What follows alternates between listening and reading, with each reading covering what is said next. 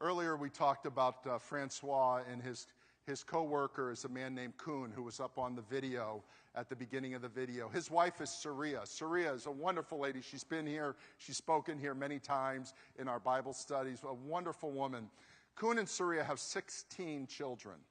16 children. 14 adopted, 2 biological. They are not wealthy people. They're African, middle-class African people, which is not wealthy at all. I've been in their home. I've met about a dozen. Elizabeth and I have met about a dozen of those 16 children. Just wonderful things. They live in South Africa and in Zambia. They travel between the two. In their home in South Africa, Suria shared this story last year.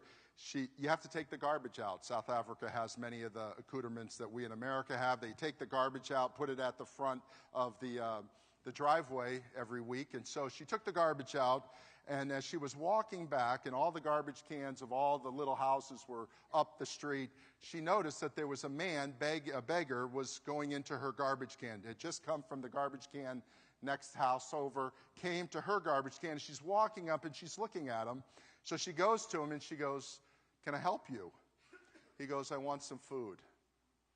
So she leaves him as he's pillaging in her garbage. And she goes inside and she says, "I'm going to give him some food." So she goes to her pantry, and remember, she's not wealthy. They're not wealthy at all. In fact, one time they said, one Christmas, they didn't have enough money for gifts for 16 kids.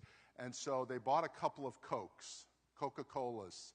And they couldn't even buy 16 Coca-Colas. So they bought about 4 Coca-Colas, put them in Dixie cups, and that was their Christmas. That each of us could enjoy 2 sips of that's how, they don't have a lot of money.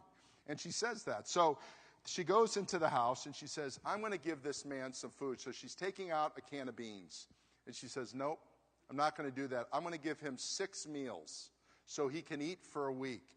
And she goes not into her pantry, but into her refrigerator, where there's fresh fruits, some fresh vegetables, some meat that she had already cooked and seasoned so it could last even without refrigeration. She puts together this, and she even goes into her closet where she hides some candy that every once in a while she can give the kids on their birthday. The stash. We all have a stash of something, right? That we don't show our kids or grandkids. And bring it out. She fills this bag, and she hands it to the man, and she gives it to him. He grunts a thank you of some type, and she's walking away after a little interaction. He puts down the bag, and he opens the can and starts pillaging into her garbage again. And she goes back indignant and goes, "What on earth are you doing?" And he goes, "I'm looking for a cigarette butt. I want a cigarette butt." She goes, "I've given you 6 healthy meals here, and you want a cigarette butt."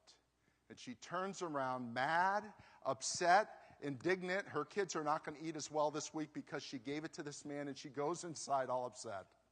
And then she realized she was just like that man.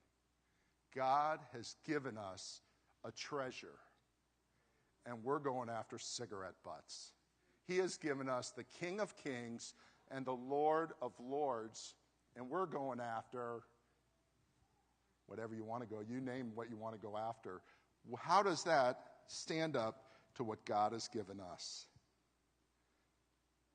We've got to take counsel today.